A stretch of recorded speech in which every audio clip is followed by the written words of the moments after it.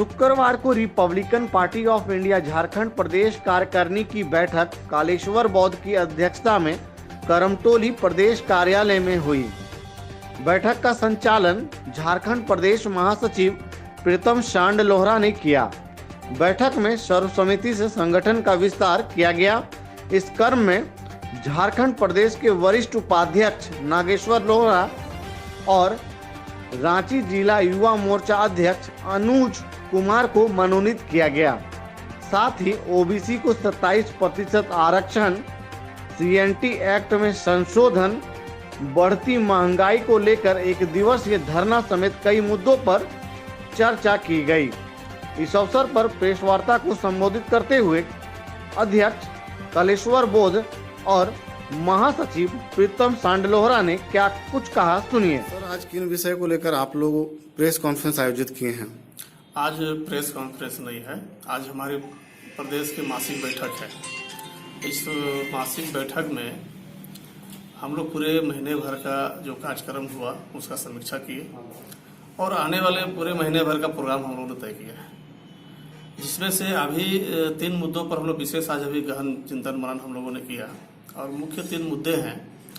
पहला जो मुद्दा है, अभी हमारे आप देख रहे होंगे झारखंड में जो अभी सीएनटी एक्ट और एसपीटी एक्ट जो मामला है, इसमें देख रहे होंगे विशेष करके आदिवासी, पिछड़ी और अनुसूचित जाति के जो लोग हैं वो जमीन खरीद बिक्री जो करते हैं वो केवल अपने ब्लॉक स्तर पर ही खरीद बिक्री कर सकते हैं। तो हमारी पार्टी ने आज तय किया है कि वो सीएनटी एसपीटी एक्ट जो 1908 में जो हुआ था, उस समय जो परिस्थिति थी थाना लेवल पर था, थाना बड़े बड़े उसका एरिया हुआ करता था।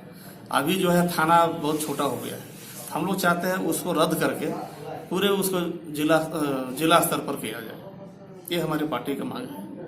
और दूसरा जो मुद्दा है, आप देख रहे होंगे कि झारखंड में बहुत लंबे समय से, जब से झारखंड अलग हुआ है तब से हमारे जो पिछड़ी जाति के जो लोग हैं, जनसंख्या के आधार पर 27% के आरक्षण की मांग इन लोगों ने अभी तक कर रखा है, आंदोलन भी किए। हमारी पार्टी उनके जायज मांगों का समर्थन करती है और झारखंड सरकार से अविलंब पिछड़ी जातियों का 27% आरक्षण देने की मांग करती है। तीसरा जो मुद्दा है, अभी आप देख रहे होंगे मोराबादी में हमारे बहुत सारे युवा साथी 2016 में पिछली सरकार में स्वयं सेवक मैंने बोल करके पंचायत स्तर पर पदाधिकारियों का नियुक्ति किया था। अभी इस सरकार आने के बाद उन लोग सारे लोग बैठे हुए हड़ताल में, और हड़ताल में बैठे हैं। उनका कहना है कि हमको भी जो है जिस रूप में भी सरकार बहाल किया, हम लोग एक उचित मानदेय दे करके हम लोग को परमानेंट करने का व्यवस्था सरकार करे। इन मुद्दों को लेकर के कितने दिन से मोराबादी में बैठी हुए हैं सारे युवा पूरे प्रदेश का। हमारी पार्टी उनकी मांगों पर हम लोग समर्थन करते हैं और उनको उचित मानदेय दे करके उनको व्यवस्था जिस तरह से भी हो रोजगार का देने की सरकार सुनिश्चित करे। पारा शिक्षकों की मांग भी वर्षों से लंबित है। सरकार पारा शिक्षकों की मांग को लेकर बनी थी, लेकिन अब जो है 1.5 साल होने जा रहा है, लेकिन इस बार बजट सत्र में भी पारा शिक्षकों की मांग को लेकर कोई विषय नहीं रखा गया है। क्या लगता है कि सरकार जनता के हित में काम कर रही है या फिर? जी देखिए, ऐसा है कि पारा शिक्षक का जो बहाली है उसमें चूंकि सरकार एक प्रोविजन लाया है, उसमें कि सरकार प्रोविजन ये लाया है कि जो भी टेट पास हैं उनको अलग अलग कैटेगरी में रखा हुआ है। अभी इस बजट में पारा टीचर के लोगों के लिए कोई व्यवस्था नहीं की। सरकार का दुर्भाग्य है कि पारा टीचर पूरे राज्य में लगभग 80,000 पारा शिक्षक हैं और उनके लिए जरूर सुननी चाहिए सरकार को, जरूर कोई प्रोविजन लाना चाहिए। बहुत सारे ऐसे हैं उनमें कोई इंटर पास है, मैट्रिक पास है, सरकार को थोड़ा सी परमानेंट करने में असुविधा हो रहा है। तो उसमें सरकार के अपना एक रूपरेखा तय करना चाहिए पारा शिक्षक के लिए। हम समझते हैं कि अभी बहुत सारे उसमें अनट्रेंड टीचर हैं जिसके चलते बहाली नहीं हो पा रही है। रिपब्लिक पार्टी जो है क्या सरकार के साथ खड़ी है या फिर जो मांग सरकार, जो मैनिफेस्टो में सरकार का मांग था, जो वादे थी, वो वादों को पूरा करवाने के लिए सड़क पर भी उतरेगी? हम लोग हमेशा से प्रोटेस्ट करते हैं, ना हम केंद्र सरकार के साथ हैं ना हम राज्य सरकार के साथ हैं। हम केंद्र सरकार के भी विरोध में हैं और स्टेट सरकार के विरोध में। हमारी पार्टी का अपना एक अलग एजेंडा है और हम जनता के समस्या को लेकर के हमेशा रोड पर रहे हैं और आंदोलन रहे हैं। अभी भी हम लोग आप देखे होंगे बहुत सारे समस्याओं को लेकर के, चाहे किसान आंदोलन हो, चाहे आम जनता की समस्याएं हो, हम लोग हमेशा से धरना प्रदर्शन के माध्यम से अपना आवाज बुलंद करते रहे हैं। और अभी जो देश के महंगाई की स्थिति है, उस महंगाई पर हम लोगों ने एक रूपरेखा भी तय किया है। हम लोग बहुत जल्द जो है रोड पर उतरेंगे और अपना आवाज बुलंद करेंगे। ठीक है, कैमरा के लिए खाली परिचय बता दीजिए। मैं कालेश्वर बौद्ध, प्रदेश अध्यक्ष, Republican party of India, Ambedkar, Jharkhand. Budget सत्र चल रहा है, रोजगार बड़ा मुद्दा है। पार्टी बेरोजगारों के साथ है या फिर सरकार के साथ? देखिए, रिपब्लिकन पार्टी ऑफ इंडिया की आज प्रदेश कार्यकारिणी की बैठक। इस बैठक में जनता के विभिन्न मुद्दों को लेकर हम लोगों ने चर्चा पर चर्चा किया। अभी विधानसभा में सत्र चल रहा है। हम लोग समाचार पत्र हो, प्रेस मीडिया हो, चाहे इलेक्ट्रॉनिक मीडिया हो, तमाम जो साधन है, उन साधनों को पढ़ने से और देखने से यही पता चल रहा है कि इतनी बड़ी हमारी युवा, हम लोग युवा राष्ट्र में रहते हैं, झारखंड में भी युवा लोग हैं, लेकिन बेरोजगारियों की संख्या बहुत ज़्यादा है। और हमको लगता है कि इस बजट में युवाओं के लिए वैसा कुछ भी नहीं दिया गया है जिससे कि उनकी बेरोजगारी दूर हो। झारखंड सरकार का मैनिफेस्टो में या उनके जो नेता हैं ये भी बोलते हैं कि बेरोजगार युवकों को हम रोजगार भत्ता देंगे। अभी भी आप जाइए सक्षम विभाग में तो उस प्रक्रिया में काम नहीं किया जा रहा।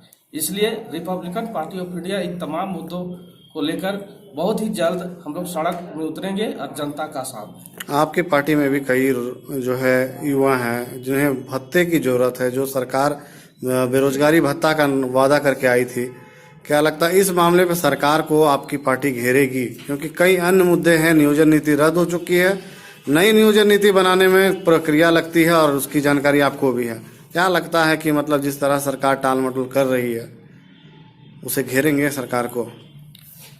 पूर्वत ये सरकार जो आई है ये झारखंड के जनता को विभिन्न मुद्दों पे आश्वासन दे के आई है। और विगत जो जितना दिन इनका सरकार चला उसमें हम लोग यही देख रहे हैं कि ये सरकार भी उन वादों पे बिल्कुल खरा नहीं उतर पा रही है जिन वादों को लेकर जनता तक पहुंची थी। अच्छा, पंचायत चुनाव जो है उसका समय खत्म हो चुका है, जो कार्यकाल है वो खत्म हो चुका है। नया अभी तक सरकार ने अधिघोषणा नहीं किया है। क्या पार्टी सरकार से मनवाएगी कि जल्द अधिघोषणा करे, साथ ही पार्टी क्या कहीं से चुनाव लड़ेगी? रिपब्लिकन पार्टी ऑफ इंडिया त्रिस्तरीय पंचायत चुनाव को लेकर एक दिवसीय धरना प्रदर्शन कर चुकी है। हम लोग जब से पंचायती काल समाप्त हुआ है तब से हम लोग झारखंड सरकार से लगातार मांग करते आ रहे हैं कि सही समय पे चुनाव किया जाए, क्योंकि पंचायत चुनाव नहीं होने से पंचायत में जो विकास की योजनाएं हैं बिल्कुल प्रभावित हो रहे हैं। वो वृद्धा पेंशन का मामला हो, इंदिरा आवास का मामला हो, राशन कार्ड का मामला हो, सड़क का मामला हो, या मुखिया का जो फंड है उस फंड के अंतर्गत में जितने भी काम होते हैं सारा काम प्रभावित हो रहा है, जनता का काम नहीं हो रहा है।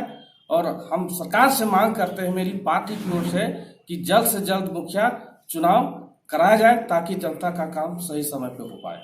ठीक है, कैमरा के लिए परिचय बता दीजिए।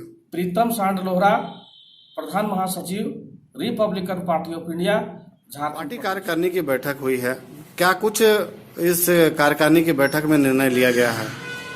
आज जो रिपब्लिकन पार्टी ऑफ इंडिया करमटोरी कार्यालय में जिला अध्यक्ष एवं पदाधिकारियों के बीच में जो बैठक रखी गई, जिसमें 2-3 एजेंडा पे बात हुई। पहला एजेंडा जो यहाँ पर 27% आरक्षण के विषय में, दूसरा जो भी CNTSPT रूल्स है जिसका सीमांकन बढ़ना चाहिए, 1908 में जो बनी हुई थी वो उस आधार पे उस स्थिति पे बिल्कुल सही थी, लेकिन अब हालात बदल गए हैं। बहुत सारा राज्यों से आना जाना यहाँ के जनताओं के बीच में, और जब झारखंड 2000 में बनी थी उस समय बहुत सारा यहाँ पे बसे हुए थे। अब क्या होता है कि कोई सर्विस से एक जिला से दूसरा जिला जाता है और थाना क्षेत्र में जमीन बाध्यता समाप्त है। पार्टी विस्तार और कोई जिम्मेवारियां को लेकर कुछ हुआ है क्या बैठक में? हाँ, पार्टी बैठक में ये निर्णय लिया गया कि जो मतलब बढ़ाना है इस पार्टी को, मतलब किसका विस्तार करना है। तो हम लोगों ने एक हमारे नागेश्वर लोहरा जी हैं, वरिष्ठ उपाध्यक्ष झारखंड प्रदेश के बनाया गया, और सामाजिक रूप में बहुत ही अच्छा योगदान है इनको, और हम लोग सम्मानित करते हैं, स्वागत है पार्टी में इनका।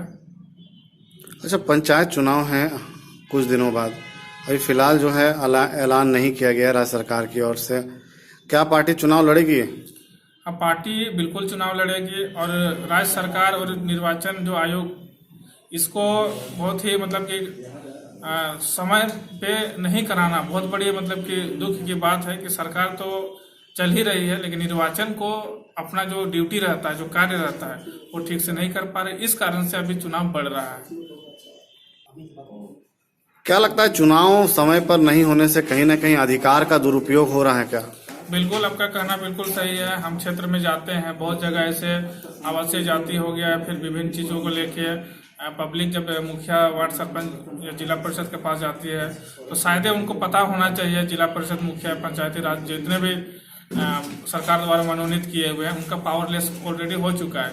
इसके सरकार ने अधिसूचना भी जारी कर ली है, लेकिन मतलब कि लोगों के बीच में एक दिग्भ्रमित करके ऐसे काम कर रहे हैं। और सरकार से मेरा अपील रहता है कि इस पे कार्रवाई होनी चाहिए, ऐसा नहीं होना चाहिए पब्लिक के बीच में दिग्भ्रमित होने की बात।